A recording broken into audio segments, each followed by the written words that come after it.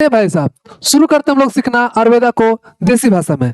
जैसा कि इसके फर्स्ट पार्ट में देख चुके थे कि संस्कृत का मतलब क्या होता है, संस्कृत शब्द बना कैसे, फिर व्याकरण शब्द कैसे बना। इसमें तीन मुनि के बारे में पढ़े थे, है ना, महर्षि पाणिनि के बारे में पढ़े थे, कात्यायन के बारे में पढ़े थे, फिर पतंजलि के बारे में पढ़े थे। ये लोग क्या क्या बोले और क्या क्या जो है इसमें जो डेवलपमेंट में कैसे कैसे योगदान दिए, ये भी देखे थे। इसके साथ साथ देखे थे प्रत्याहार क्या है, उपसर्ग क्या है, थोड़ा सा इंट्रोडक्शन देखे थे। इसके बाद ये भी बताया था कि धातु क्या है। इसके साथ साथ ये बताया था साहब हम कि भाई सब वर्ण क्या है, वर्ण कितने प्रकार का होता है, इस सारे चीजों के बारे में हम लोग डिस्कस कर चुके थे। यहाँ तक हम लोग देखे थे कि वर्ण जो होता है जैसे अ हो गया, आ हो गया, है ना, तो इस सब वर्ण है। तो वर्ण जो है हम लोग को पता चल गया कि वर्ण क्या है, इसका फर्स्ट पार्ट में बहुत अच्छा से समझ चुके थे। और वर्ण जब बोल रहे हैं तो भाई उच्चारण स्थान तो होना चाहिए, इसका कहीं से है तो इसका उद्भव होना चाहिए, उद्भव मतलब कि उत्पत्ति होना चाहिए। तो कोई भी वर्ण या फिर कोई भी शब्द कहाँ से उसका उत्पत्ति होता है, कहाँ से निकलता है, उसको हम लोग आज के लेक्चर में देखेंगे। तो देखिए लिखा हुआ क्या भाई साहब, हम लोग आज देखेंगे उच्चारण स्थान। उच्चारण स्थान मतलब उच्चारण क्या है, उच्चारण मतलब कि जो बोल रहे हैं ना उसको बोलते हैं उच्चारण। तो जो उच्चारण है तो उसका कहीं ना कहीं स्थान होना चाहिए, कहीं ना कहीं जगह होना चाहिए, तो वही चीज है उच्चारण स्थान। तो वही चीज देखिए भाई साहब क्या बोल रहा है कि कंठ, कंठ से कौन कौन सा जो है वर्ण बोला जाता है, ये एग्जाम में आता है। देखिएगा हम फर्स्ट लेक्चर में बताए थे कि अगर फर्स्ट चैप्टर का अगर दो सबसे अगर इंपॉर्टेंट बात बताना चाहे या फिर दो सबसे इंपॉर्टेंट टॉपिक बताना चाहे जो एग्जाम में आता ही आता है, भाई में पूछा ही जाता है, तो याद रखिएगा एक तो महेश्वर सूत्र था जिसे प्रत्याहार बना था, जिसमें अज प्रत्याहार हल प्रत्याहार के बारे में हम लोग बहुत अच्छे से डिस्कस किए थे। इसके साथ साथ ई आता है, मतलब भाई ई मतलब उच्चारण स्थान आता है। तो दो टॉपिक को बहुत अच्छे से क्लियर कर लीजिएगा चैप्टर फर्स्ट का, ठीक है, जो एग्जाम में आएगा ही आएगा। तो बोला भाई साहब कौन से जो है क्या क्या बोला जाता है, तो अ कवर्ग औ ह और आपका क्या चीज है, आपका विसर्ग है। तो ये सब जितना भी चीज है भाई साहब आपको कोई चीज से बोला जाता है, आपका कर्ण से बोला जाता है। अब इसका सूत्र होता है, सूत्र मतलब कि एक कोड है, और कोड को याद रखेगा तो सबसे बेहतरीन होगा, है ना। मान लीजिए पूछ दिया जाएगा कर्ण से क्या बोला जाता है, तो आप इस कोड को बोल देते हैं तो मास्टर जो होता है भाई हमें खुश हो जाता है कि हाँ बच्चा जो है पढ़ा है। तो देखिए भाई कोड है क्या, कोड का प्रोनाउंसिएशन कैसे करते हैं और कोड का डिकोड कैसे करते हैं इसको समझते हैं। देखिए क्या पढ़ा है कि कर्ण से बोला जाता है, इसका कोड है अकुह विसर्जनाम कंठा, अकुह विसर्जनाम कंठा।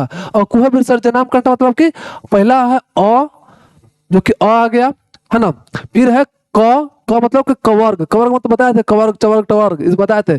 कवर्ग मतलब कि क का जितना भी वर्ग में आता है उसके क्लास में क के वर्ग में कौन कौन आता है, ख आता है, ग आता है, घ आता है, अंग आता है। ये जितना भी सब चीज है ना वो सब क्या चीज है, आपका कर्ण से बोला जाता है। तो ये बोला है कि अ कवर्ग और ह देखे है ना, और इसके साथ साथ विसर्ग, है ना, जैसे राम में म लग देता है ना, तो वही चीज बोल रहा है कि ये सब तीनों चीज जो है आपका अ क कवर्ग और ह और विसर्ग, ये जितना भी चीज आपका है ना, उस सब क्या चीज से बोला जाता है, आपका कर्ण से बोला जाता है। फिर बोला है तालु, तालु से क्या बोला जाता है भाई साहब, तो तालु से बोला जाता है, इसका सूत्र है यचुया नाम तालु, यचुया सा नाम तालु, यचु से नाम तालु। बारह बोलेगा तब याद होगा। यचु से नाम तालु मतलब पहले ई आता है फिर चवर्ग, देखिएगा पहले ई फिर चवर्ग और फिर य, समझेगा, य और फिर स। देखो लास्ट में ना है ना, देखिए यहाँ ना है, यहाँ ना है, इसका कोई मतलब नहीं है, बाकी सबका मतलब है। ध्यान से सुनिएगा, थोड़ा सा गिजी बिजी हो गया, सुनिएगा। देखिए हम क्या बोल रहे हैं साहब, देखिए इसका मतलब अ होता है, इसका मतलब कवर्ग होता है, इसका मतलब ह होता है, फिर विसर्ग, और जो लास्ट में ना लगा है उसका कोई मतलब नहीं है। तो ये सब जितना भी है ये सब किससे बोला जाता है, कर्ण से बोला जाता है। अभी देखिए ई चवर्ग य और स, देखिए ई चवर्ग और य और स, चवर्ग मतलब च च च इ, है ना, ये सब जितना भी है किससे बोला जाता है, तालु से बोला जाता है। तो ये आपको संस्कृत का सूत्र याद होना चाहिए, यचु सा नाम तालु। अब आज बोल मूर्धा से किसका उच्चारण स्थान होता है, तो याद रखिएगा रिल रूटुर सा नाम मूर्धा, मतलब कि री टवर्ग और र और स, देखिएगा टवर्ग मतलब टवर्ग आ गया आपका टोटल, है ना, तो री टवर्ग और र और स जो है आपको बोला जाता है मूर्धा से। इसको भाई साहब याद रखिएगा, है ना, इसको याद रखिएगा, कैसे याद रखिएगा, लिख लिख के याद कीजिएगा, है ना, बोल बोल के याद कीजिएगा, याद ही होगा, इसका कोई और तरीका नहीं है, आपको याद ही होना चाहिए, ठीक है। तो आप पता चल गया। फिर देखिए कि ली त वर्ग ल और स, ये आपको दंत से बोला जाता है। जब भी आप इसको उच्चारण करोगे ना तो दांत का हेल्प से बोला जाता है, जैसे आप रिली बोलो, ल बोलो, त बोलो, है ना।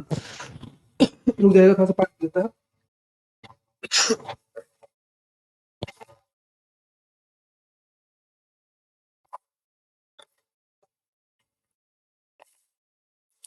हाँ भाई साहब, हाँ हम बोल रहे थे क्या बोल रहे थे कि आप तो वर्ग बोलेंगे त थ द ध न, ये जितना भी है ना वो दांत की हेल्प से बोला जाता है ना, उसका उच्चारण आसान जो है दांत है, इससे बोला जाता है कुछ भाई साहब री त वर्ग और ल अ स जो है आपका दंत से बोला जाता है। उसी तरह से ओष्ठ बोला जाता है क्या भाई साहब, उ प उ और पवर्ग, पवर्ग में जाता है प ब ब म, प फ ब भ म, ये सब कच्चे से बोला जाता है ओठ से। तो देखो ओठ हिल रहा है प फ ब भ म, तो थोड़ा सा ओठ हिल रहा है ना, तो एक तरह से इसको बोलेंगे कि इसका उच्चारण स्थान है कहाँ से, ओष्ठ है। तो ये सब चीज जो है आपको याद होना चाहिए, ठीक है। इसमें कोई लॉजिक वोजिक नहीं भाई साहब, मतलब आप बोल कर देखोगे लॉजिक तो है, आप बोल कर देखोगे तो आपको समझ में आएगा। जैसे प फ ब भ म, ये क्या हो रहा है, आपको ओठ से बोला जा रहा है। जैसे आप अगर बोलोगे क, है ना, क ख ग घ, ये सब का चीज है, ध्यान से देखो तो कंठ हिल रहा है इसमें, है ना, तो इसका उच्चारण स्थान बढ़ा गया कि कंठ है। बहुत लॉजिकल तो है भाई साहब, अगर बोल के देखोगे तो जैसे बोलोगे अ, हाँ तो अ हो गया, ह देखो ह, ये सब का चीज है, एक तरह से का चीज बोल रहा है, कंठ बोल रहा है। जैसे आप बोलोगे ई, तो ई जो है तालु से बोला जा रहा है, ई च छ झ झ, ये सब जितना भी है ये सब का चीज है आपको तालु से बोला जाता है। ये सब आप बोल के देखोगे तो थोड़ा समझ में आएगा कहाँ भाई आ तो रहा है वहीं से बात, और लास्ट में आपको याद रखना पड़ेगा। इसके साथ साथ उच्चारण स्थान किसी दो दो चीज मिल के भी बनता है ना, दो चीज के हेल्प से भी आपका उच्चारण स्थान होता है। जैसे मान लीजिए कंठ और तालु, कंठ से बोला जाता है और तालु से बोला जाता है ना। तो कौन कौन सा शब्द है जो कंठ से भी बोला जाता है तालु से बोला जाता है, याद रखेगा ए और ए, जो ए है और ए है आपका कंठ भी हेल्प करता है इसमें और तालु भी हेल्प करता है। तो आप इसको याद रखेगा एदेंतो कंठ तालु, कंठ मतलब कंठ और तालु मतलब तालु। तो ए और आपका ए जो है आपका कुछ है कंठ से भी बोला जाता है और तालु से बोला जाता है।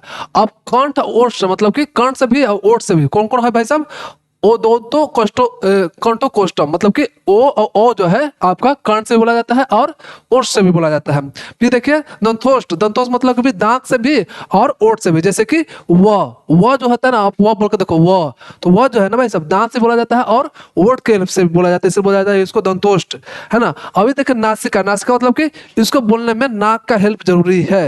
अगर नाक का हेल्प नहीं होगा, नाक मार के काट देंगे तो बोलने में थोड़ा तकलीफ होगा। जैसे याद रखेगा इसका कथी है अड़ इया न न म, इस लास्ट को जब बोले तो क ख ग अंग, अंग नहीं आएगा उसमें, कवर्ग में बस बोलेगा कवर्ग, तो कवर्ग में क ख ग घ, है ना।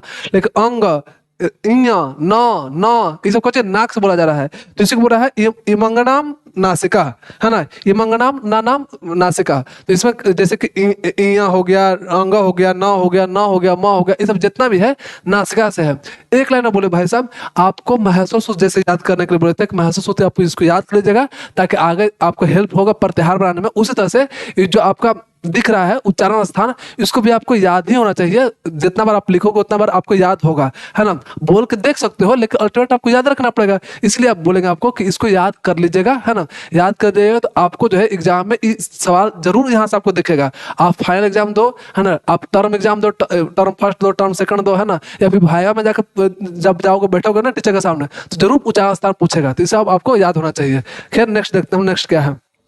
नेक्स्ट बोल रहा है भाई साहब कि प्रयत्न। अब जैसे मान लीजिए कि आप वर्ण कोई बोल रहे हो अ आ ई, चाहे कुछ भी वर्ण बोल रहे हो, चाहे शब्द बोल रहे हो, तो उसके लिए प्रयत्न करना पड़ रहा है। प्रयत्न मतलब कि आपका एक तरह से बोलो तो इंटरनल पावर लग रहा है, एक होता है इच्छा, तो इच्छा हो रहा है अंदर से, हाँ तभी तो बोल पा रहे हो। तो यही बोलेगा प्रयत्न, कोशिश, प्रयत्न मतलब कि कोशिश। तो भाई कोशिश कितना प्रकार का हो सकता है, तो ये बता रहा है कि दो प्रकार का कोशिश हो सकता है। एक अभ्यंतर होता है, एक आप बाहरी से, अभ्यंतर मतलब कि अंदर से, समझिएगा कि एक अभ्यंतर प्रयत्न होता है जो कि इंटरनल एफर्ट हो रहा है। दूसरा देखिएगा लिख रहा है बाह्य प्रयत्न, मतलब कि बाह्य प्रयत्न मतलब बाहर से प्रयत्न कितना करना पड़ रहा है। जैसे कि मान लीजिए आप एग्जाम देने के लिए स्टार्ट किए होंगे, समझिएगा जब एग्जाम नीट का एग्जाम सोचे होगे तो पहले आंतरिक एफर्ट लगा होगा, है ना, अंदर से आया होगा मन में कि हाँ भाई नीट का एग्जाम देना है, तो ये क्या हुआ आपका कुछ होगा अभ्यंतर प्रयत्न हुआ जो अंदर से आ रहा है, इंटरनल एफर्ट लग रहा है। अब बाह्य प्रयत्न मतलब कि जो बाहर से किए, मतलब कॉपी किताब लिए लिखे, है ना,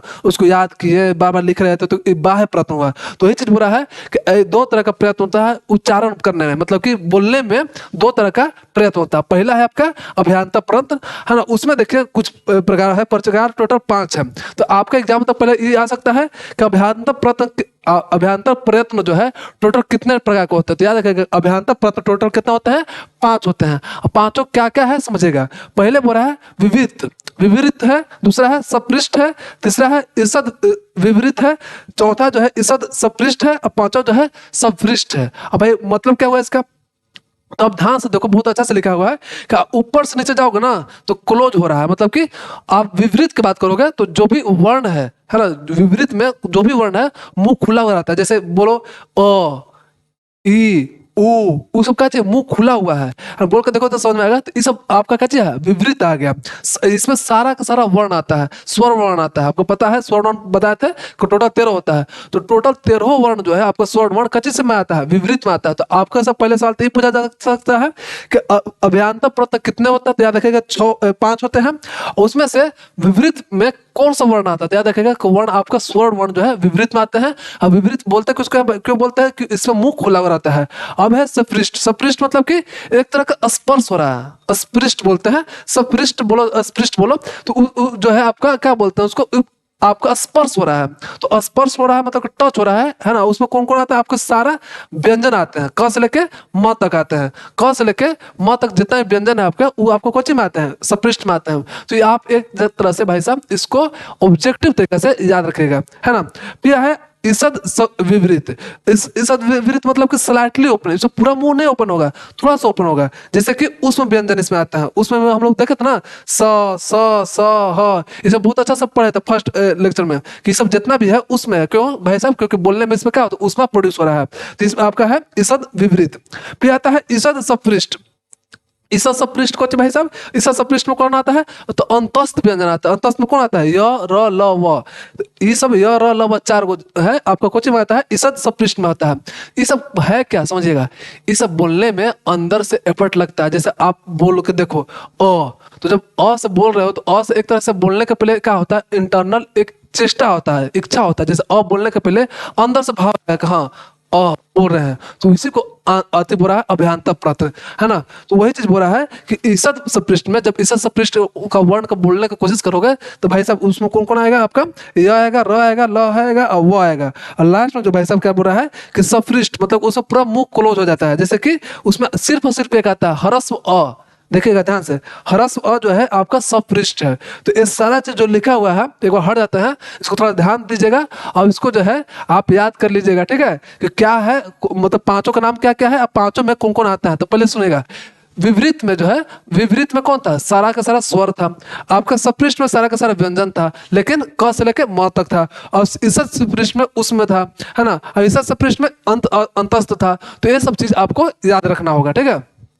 अब देखिए बाह्य प्रयत्न। बाह्य प्रयत्न में भाई साहब के बाहरी प्रयत्न में कैसे कैसे कर रहे हैं और कौन कौन सा वर्ण जो है बाह्य प्रयत्न से बोला जा रहा है। तो उसमें फर्स्ट बोल रहा है क्या, घोष अघोष, ठीक है। घोष अघोष क्या होता है समझिएगा, घोष अघोष क्या है कि गूंज के आधार पे वोकल कॉर्ड में, देखिए आप समझ रहे हो कि जो चीज हम बोलते हैं तो बोलते कैसे हैं, वोकल कॉर्ड से बोलते हैं, है ना। तो वोकल कॉर्ड में कितना वाइब्रेशन हो रहा है, किसी किसी शब्द में वाइब्रेशन कम होता है, किसी किसी में नहीं होता है ना। तो उसी के आधार पर बोल रहा है कि भाई साहब घोष और घोष जो है आपका गूंज के आधार पे, गूंज के आधार पे मतलब वोकल कॉर्ड में कैसा गूंज हो रहा है उसके आधार पे हम लोग दो तरीके से बांटे हैं, है ना। ये बाह्य प्रत्यय का पहला ग्रुप है। पहला ग्रुप है कौन कौन, घोष और घोष। तो बोला अघोष समूह और घोष समूह। और घोष समूह किसको बोलते हैं भाई साहब समझिएगा, घोष समूह बोलते हैं जिसमें गूंज या कंपन नहीं हो, ऐसा शब्द, ऐसा बोलो वर्ण, ऐसा वर्ण जिसको बोलने में गूंज या कंपन ना हो कंठ में, उसको बोलते हैं कुछ अघोष। जैसे अगर बात करो वर्ग के पहला दूसरा अक्षर, वर्ग के पहला दूसरा अक्षर मतलब कि जैसे क, ख, ग, घ और अंग, ये लिख रहे हैं हम। तो पहला वर्ग क्या हुआ है, ये पहला हो गया, दूसरा ये हो गया, है ना। तो पहला दूसरा सारा के है ना, बुरा है वर्ग के पहला दूसरा जितना भी क ख, है ना। तो क और ख बोल रहे हो तो उसको कंपन नहीं हो रहा है। लेकिन यहाँ पे देखो घोष में कौन कौन आता है, इसमें आप वर्ग के तीसरा चौथा पांचवा, तीसरा कौन है, तीसरा ग, घ और अंग।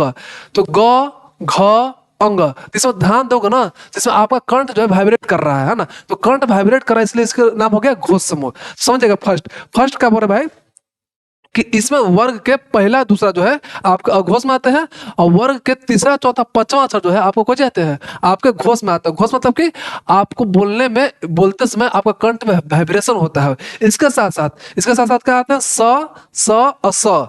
इसमें देखो ध्यान से बोल के देखो, स और स, इसमें आपको कंठ ज्यादा वाइब्रेट नहीं कर रहा है। लेकिन अगर बोलो य, र, तो देखो य, र, ये क्या है? कंठ के वाइब्रेशन से बन रहा है। तो इसलिए इसको बोलते हैं घोष समूह। तो ये समझ में आया कि जिसको कंठ में अगर वाइब्रेशन हो तो उसको बोलेंगे घोष, और जिसमें वाइब्रेशन ना हो उसको बोलेंगे अघोष। यह तो समझ में आया। अब यहाँ देखो प्रयत्न, देखो है मतलब प्रयत्न, तो प्रयत्न में पढ़े ना, बाह्य प्रयत्न में देखे थे। तो बाह्य प्रयत्न जो है, बाह्य प्रयत्न में अघोष का नाम है, विवार भी बोलते हैं इसको, श्वास भी बोलते हैं और अघोष भी बोलते हैं।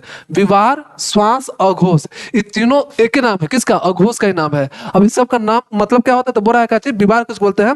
विवार के समय कंठ खुला हुआ रहता है, मतलब कि जिसमें कंठ खुला रहे, ऐसा वर्ण बोलते समय, जिस वर्ण को बोलते समय कंठ खुला रहे, इसको बोलते हैं विवार। जैसे बात करोगे क, ख, देखो पहला और दूसरा वर्ण है ना, पहला दूसरा अक्षर है, तो पहला अक्षर क्या? क, ख, तो क्या चाहिए? मुंह खुला हुआ है कि नहीं? तो वही बोला है कि जिसमें कंठ खुला रहता है तो उसको बोलते हैं आपको विवार। अब बात करते हैं स्वर को, उसको बोलते हैं, तो उच्चारण में केवल श्वास वायु का हेल्प हो, है ना, श्वास वायु का उपयोग हो, उसको बोलते हैं श्वास। और अघोष को उसको बोलते हैं भाई साहब कि जिसमें आपका गुंजन ना हो, कंठ में गुंजन ना हो, उसको बोलते हैं अघोष। उसी तरह से समझिएगा, यहाँ लिखा है, देखिए यहाँ लिखा है विवार, यहाँ लिखा है सवार। सवार मतलब क्या होता है भाई साहब? कि उच्चारण के समय कंठ द्वारा थोड़ा बंद हो जाता है, कंठ थोड़ा सा बंद हो जाता है भाई साहब। कैसे कंठ बंद होता है? जैसे बोलोगे तीसरा अक्षर कौन सी था?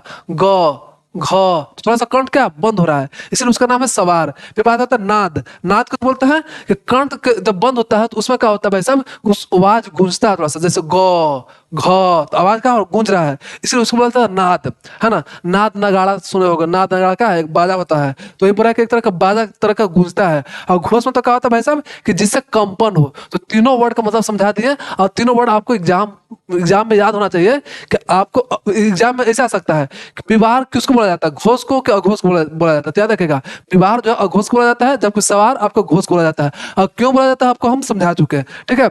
अब इसमें देखिए प्रत्याहार बोला है कि इसमें जो अघोष में है खर प्रत्याहार आता है, और इसमें हस प्रत्याहार आता है। हम जो पिछला लेक्चर में बहुत अच्छा से समझाए थे कि प्रत्याहार बनता कैसे है। प्रत्याहार वैसे बनता है भाई साहब कि सूत्र का पहला वर्ड, है ना, और किसी सूत्र का लास्ट वर्ड जब मिलाते हैं तो प्रत्याहार बनता है। तो देखिए सुनेगा, ह सुने, ख और र, है ना, तो ख को जो होगा फर्स्ट वर्ण होगा, और र जो र है वो आपका लास्ट वर्ण होगा, तो इससे आपका प्रत्याहार बन गया। तो ये भी आ सकता है आपका कि अघोष समूह में, अघोष में आपका कौन सा प्रत्याहार आता है, मतलब कौन कौन सा प्रत्याहार, मतलब कौन सा प्रत्याहार इसमें आता है। अब प्रत्याहार में कैसे आता है? वर्ण आता है ढेर सारा, है ना। जब देखे थे कि ख और र के बीच में जितना भी वर्ण आएगा वो कैसे होगा? खर प्रत्याहार में आ जाएगा। तो वही आपसे सवाल पूछा जाएगा कि अघोष समूह में कितना, मतलब कि कौन सा प्रत्याहार आता है? तो खर आता है। और जबकि घोष समूह में कौन सा प्रत्याहार आता है? तो हस प्रत्याहार आता है। तो ये सारा चीज आपको याद रखिएगा, ठीक है। और सूत्र यही चीज लिख दिया, ये चीज मतलब जो हम बोले ना उसको संस्कृत में लिखा हुआ है सूत्र के हिसाब से। अब देखिए कि बाह्य प्रयत्न में दूसरा, पहला देखे थे कोचे कोचे देखे थे घोष और घोष देखे थे, है ना। और दूसरा है आपका बाह्य प्रयत्न में कोची अल्प प्राण और महाप्राण।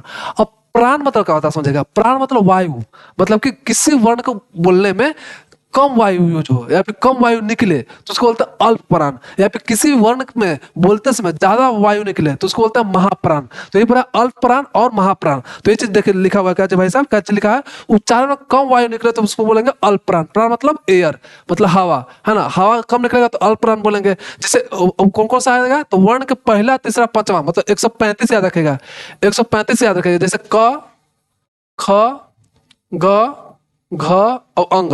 तो देखो पहला तीसरा और पांचवा जो भी है ना ये आपका अल्प प्राण है, इसमें कम हवा निकलता है ना, मुंह से हवा कम निकलता है, ठीक है।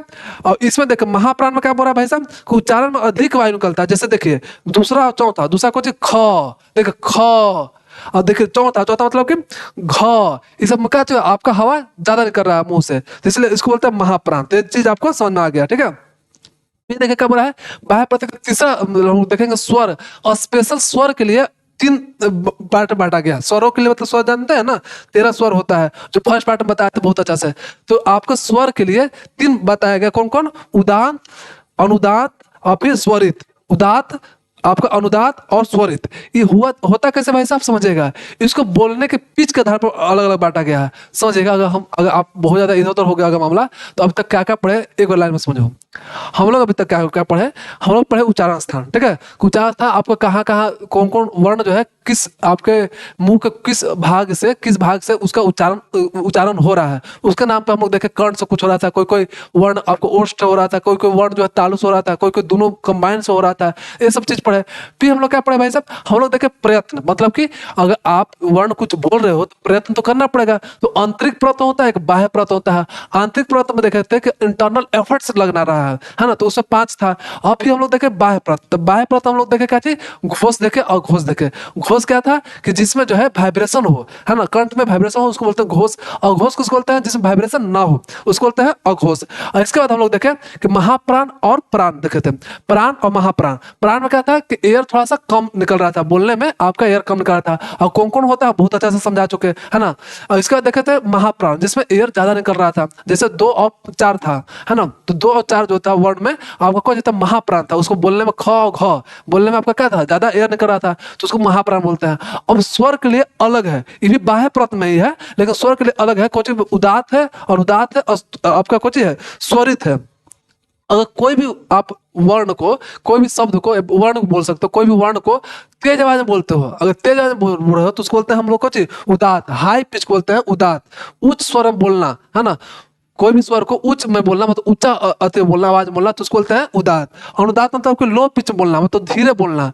और स्वरित मतलब कि कभी ऊपर कभी नीचे, मतलब कि कभी बहुत हाई पिच में बोलना, कभी लो पिच में बोलना। जैसे गाना गाते समय, जो गाना गाते समय सिंगर जो होती है या फिर सिंगर जो होता है, वो क्या करता है, कभी हाई पिच जाता है, कभी लो पिच जाता है। तो जो हाई पिच में जा रहा है, जो लो पिच में जा रहा है, उसी को बोलते हैं हम लोग कुछ स्वरित बोलते हैं।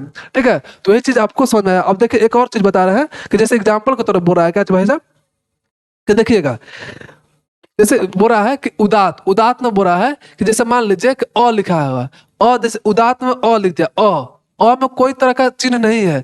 लेकिन आपका अनुदात, अनुदात मतलब कि लो पिच में जो बोला जाएगा, उसको क्या बोलते हैं कि नीचे एक हलंत लग जाता है, फिर नीचे एक चिन्ह हो जाता है। जो नीचे चिन्ह लग गया ना, वो आपका हो गया अनुदात। नीचे चिन्ह क्यों लग रहा है, क्योंकि ये आपका धीमा है, नीचे है। देखिए आ सकता है एग्जाम में कि ये देखिए ऐसे लिख देगा, एक आपका ऐसे लिख देगा, है ना, एक लिख देगा ऐसे, समझेगा, है ना। तो ये एक तरह का आपका वर्टिकल लाइन होता है भाई साहब, रुक जाइएगा, समझेगा फिर से समझेगा, समझेगा भाई साहब, समझिए थोड़ा सा। देखिए एक है एक है आपका ऐसे यहाँ, अब एक है ऐसे, समझेगा। 3 गो है ये भी है, ये भी है, ये भी है। अगर नहीं दिख रहा होगा तो फिर से दिखाते हैं आपको। देखिए देखिए एक है, एक है, ठीक है। अब एक ऐसे है, ऐसे। तो वर्टिकल लाइन है, एक तरह से समझो तो वर्टिकल लाइन है। तो देखो ये जो है ना, जिसको किसी भी प्रकार का चिन्ह नहीं है, किसी भी तरह का अलग चिन्ह नहीं है, इसको बोलते हैं हम लोग उदात, है ना। इसको बोलते हैं उदात, इसको हाई पिच में बोलते हैं। और अगर नीचे चिन्ह लग जाए, ऐसे हॉरिजॉन्टल लाइन लग जाए, तो इसको बोलेंगे कुछ अनुदात। नीचे क्यों लगा, याद कैसे रहेगा, तो नीचे ऐसे याद रखेगा साहब कि नीचे लग रहा, मतलब कि आवाज नीचे करना, मतलब कि लो पिच करना है, तो इसे बोलते हैं अनुदात। इसे हम लोग धीरे बोलते हैं ठीक है।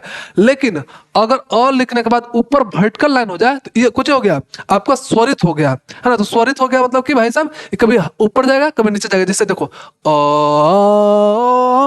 एक तरह गाना सुना हो ना, तो क्या करा, कभी ऊपर जा रहा है, कभी नीचे जा रहा है। लेकिन अगर सिंपल से बोले जैसे बोलेगा लेकिन ये अगर ऐसे लग देगा तो बोलेगा समझेगा ध्यान से।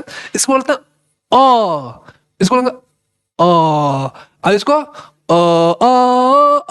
तो इसका कभी ऊपर जा रहा है, कभी नीचे जा रहा है ना। ये सब म्यूजिक है। कोई अच्छा गाना गाते होंगे, वो अच्छा, उसका अच्छा आवाज निकलेगा, मेरा अच्छा आवाज नहीं निकला भाई। तो खैर ये चीज हम लोग देखे, उदात, अनुदात और स्वरित, ये सब तीनों जो है आपका कहा जाए बाह्य प्रयत्न था। बाह्य प्रयत्न में स्वर के लिए एक स्पेशल स्वर वर्ण जो है, स्वर वर्ण के लिए 3 को बाह्य प्रयत्न देखे हम लोग। ये चीज हम लोग देख चुके हैं। अब जो है भाई साहब हम लोग जितना भी चैप्टर में जो पढ़े, फर्स्ट पार्ट में और सेकंड पार्ट में, उसको थोड़ा सा नंबर जो भी पढ़े, किसका कितना नंबर होता है इसके एक जगह लिख दिया है। जैसे कि बोल क्या रहा है भाई साहब, बोल ये रहा है कि टोटल वर्ण अगर पूछे तो टोटल वर्ण कितना था आपको, 48 था, ठीक है ना। उच्चारण स्थान कितना था, तो 8 था। अगर आ सकता है कि टोटल उच्चारण स्थान कितना होता है आपके बॉडी में या बोलता आपके मुख में, तो आपको याद रखेगा कि 8 होता है। अब बाह्य प्रयत्न टोटल 11 होता है और अंतस्थ प्रयत्न टोटल 5 होता है। तो याद रखेगा बाह्य प्रयत्न 11 था और अंतस्थ प्रयत्न जो था इंटरनल एफर्ट की वजह से जो लग रहा था, प्रयत्न लग रहा था, प्रयत्न हम लोग, है ना, उच्चारण करने में कोई भी वर्ण का, वो आंतरिक प्रयत्न था, है ना। तो वो जो टोटल था 5 था और बाह्य प्रयत्न था वो आपका 11 था। और फिर महर्षण सूत्र कितना था भाई साहब, 14 था, है ना। और ये पूरा अभ्यंतर प्रयत्न, वही चीज जो बोले अभ्यंतर प्रयत्न 5 था। तो ये नंबर सिस्टम है 48 8, 11, 14 और 5 इस तरह से याद रखेगा, है ना। इस तरह से आपका फर्स्ट चैप्टर जो है बहुत अच्छा से समाप्त हो गया है। अब कोशिश कीजिएगा आप चैप्टर उठा के देखने के लिए, है ना। कोई चैप्टर हो सकता है आपके पास, हो सकता है नोट्स हो या फिर आपके पास बुक होगा, उसको आप पढ़ के देखेगा, है ना। अगर बाई चांस मान लीजिए कुछ समझ में नहीं आता है या फिर कुछ ऐसा वर्ड है जो आपको नहीं समझ में आ रहा है, तो आप कमेंट कीजिएगा, उसको रिप्लाई करने का हम पूरा कोशिश करेंगे, है ना। उसी तरह से आप पढ़ते रहिए, पहुंचाते रहिए लाइफ में, और कुछ बेहतर कीजिए। तब तक के लिए धन्यवाद।